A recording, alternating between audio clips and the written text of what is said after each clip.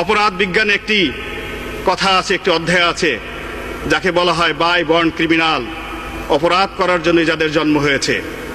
যদি বাংলাদেশের প্রেক্ষাপট ধরি, এদেশের রাজনীতিতে বিএনপি এবং তার সহযোগী জামায়াত ইসলামী যে কাজ করছে, যে প্রতারণা করছে, যে অসত্য এবং প্রতারণামূলক তথ্যের মাধ্যমে এই জাতিকে বিভ্রান্ত করছে, এই ইতিহাস এই সভ্যতার জগতে অন্য কোনো দেশে পাওয়া যাবে না। জামায়াত ইসলামী দলটি আপনি জানেন মাননীয় স্পিকার 1941 সনে প্রতিষ্ঠা হয়েছিল।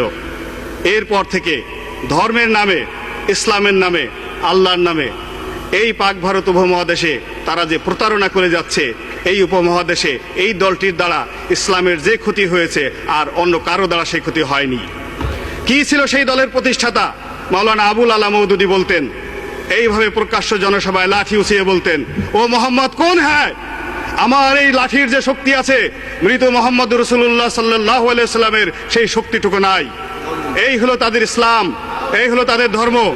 যদি ধরেন আর ইতিহাস পিছনে যান, জামায়াত ইসলামী যে তথ্যের ভিত্তিতে রাজনীতি করে সেই তথ্যকে বলা হয় মওদুদিবাদ। মাওলানা আবুল আলা মওদুদী যে তথ্যের ভিত্তিতে রাজনীতি শুরু করেছিল তাকে বলা হয় ওয়াহাবিবাদ। 1756 থেকে 1786 খ্রিস্টাব্দ পর্যন্ত সৌদি আরবের মাটিতে এই মাওলানা আবু ওয়াহাব নজদি যে রাজনীতি শুরু করেছিলেন, আল্লাহ রাসূলকে অবমাননার রাজনীতি, যে রাজনীতি শুরু করেছিলেন সাহাবা একরামদের অবমাননার রাজনীতি, সমস্ত 10,000 সাহাবীদের সমস্ত কবর তিনি ভেঙে চুরমার করে দিয়েছিলেন। এবং তিনি একই কথা বলতেন যে মুহাম্মদুর রাসূলুল্লাহ এবং তার সাহাবী যারা মারা গেছেন তাদের ন্যূনতম শক্তি নাই, তাদের কোনো ক্ষমতা নাই, তাদের কোনো মর্যাদা নাই। সেই রাজনীতি যদি এই জমিনে হয়, তাহলে বর্তমান প্রেক্ষাপটে মাননীয় স্পিকার, যদি এই দেশে জামায়াত ইসলামী আসে, এ দেশের শহীদ মিনার থাকবে না। স্পিকার, আমাকে 2-3 মিনিট সময় দিবেন। আপনি শুনেন, আপনার সময় আরো 5 মিনিট বৃদ্ধি করা হলো। মাননীয় স্পিকার, যদি জামায়াত ইসলামী এবং তার দোসরেরা এই দেশের রাষ্ট্র ক্ষমতায় পুনরায় আসে, কি হবে? তারা যা বিশ্বাস করে, এই দেশে হাইকোর্ট মাজার থাকবে না। এই দেশে তারা প্রথম যে কাজ করবে, এই জিয়াউর রহমানের মাজার তারা নিজের হাতে ভেঙে ফেলবে সেই দিন। কেননা তারা বিশ্বাস করে মাজারে জিয়ারত করা হারাম। তারা শহীদ মিনার ভেঙে ফেলবে, তারা এই দেশের যত স্থাপনা আছে সমস্ত কিছু ভেঙে ফেলবে। তারা মুখে বলে ইসলাম, আর কর্মে তারা কি করে? তারা মৃত মানুষের কবর জিয়ারত করাকে মনে করে হারাম। আপনি দেখবেন জামায়াত ইসলামের মসজিদগুলোতে গিয়ে তারা নামাজ পড়ে, নামাজের পরে তারা মুনাজাত করে না। তারা মুনাজাত করাটাকে বেদাত মনে করে। তারা সফর করতে নিষেধ করে। তারা এমনকি বাংলাদেশে যে দ্বিতীয় বৃহত্তম জামাত হয় তাবলিগ জামাত, এই তাবলিগ জামায়াতের, বিশ্ব তাবলিগ জামায়াতের জামাতটাকে তারা হারাম মনে করে এই জামায়াত ইসলামী। এইভাবে তারা ইসলামের নামে দেশ এবং জাতিকে বিভ্রান্ত করতেছে। তাদের সম্পর্কে আল্লাহ রাসূল কি বলতেন? একদিন আল্লাহ রাসূলের দরবারে বিভিন্ন এলাকা থেকে সাহাবীরা আসছেন এবং তিনি তাদের জন্য দোয়া করতেছেন, হে আল্লাহ, তুমি রহমত নাজিল করো মদিনার অধিবাসীদেরকে। হে আল্লাহ, তুমি রহমত নাজিল করো ইয়ামেন দেশের লোকদের। জনৈক সাহাবা বললেন, ইয়া রাসূলুল্লাহ, আমি নজদ প্রদেশ থেকে এসেছি, আজকের সৌদি আরবের রাজধানী রিয়াদের কাছাকাছি, আমাদের এলাকার লোকজনের জন্য আপনি দোয়া করেন। আল্লাহ রাসূল দোয়া করলেন না। উনি আবার বললেন, আল্লাহ রাসূল দোয়া করলেন না। এরপর মুনাজাত শেষ হলে উনি বললেন, ইয়া রাসূলুল্লাহ, আমাদের অপরাধ কি? আপনি কেন নজদের অধিবাসীর জন্য দোয়া করলেন না?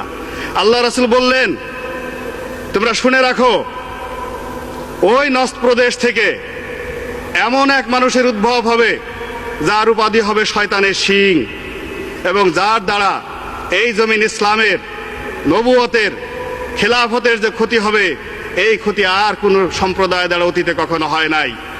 বিভিন্ন মুফাসসিরিনে কেরাম, ওলামায়ে ইকরাম তাদের তাফসিরে বলেছেন, ওই শয়তানের শিং বলতে যে লোকটিকে আল্লাহ রাসূল বুঝিয়েছেন সেই হলো মাওলানা আবু ওয়াহাব নজদি। সেই আবু ওয়াহাব নজদির মতবাদী এই দেশে জামায়াত ইসলামী প্রচার করতেছে।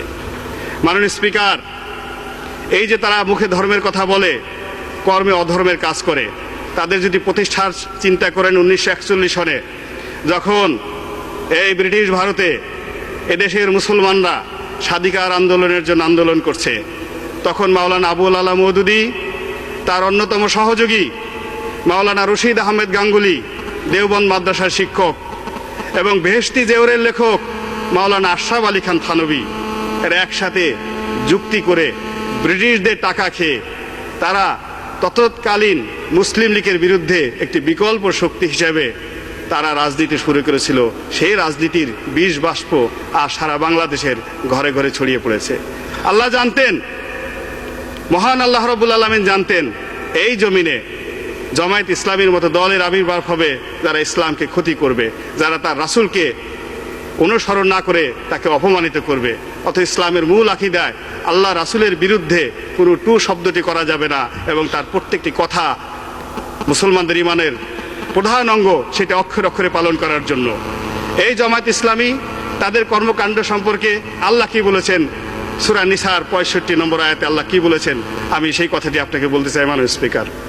আল্লাহ বলেন,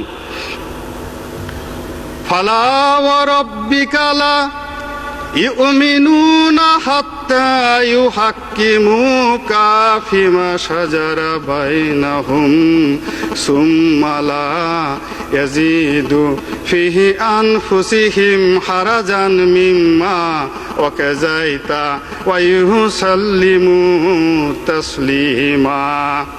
আল্লাহ বলেন, তোমরা যতক্ষণ পর্যন্ত তোমাদের ব্যক্তিগত জীবনে, সামাজিক জীবনে, রাজনৈতিক জীবনে, অর্থনৈতিক জীবনে, চিন্তা চেতনায়, কর্মে আমার রাসূলকে অনুসরণ করতে না পারবে, ততক্ষণ পর্যন্ত তোমরা মুমিন হতে পারবে না, মুসলমান হতে পারবে না। মাননীয় স্পিকার, এই আয়াতটি দ্বারাই বোঝা যায় যে জামায়াত ইসলামী বাংলাদেশে আসলে কি করছে, এবং তাদের ধর্ম এবং তাদের মতবাদ সম্পর্কে এদেশের মুসলমানদের উপরে আমি দায়িত্ব দিলাম, তারাই বিচার করুক।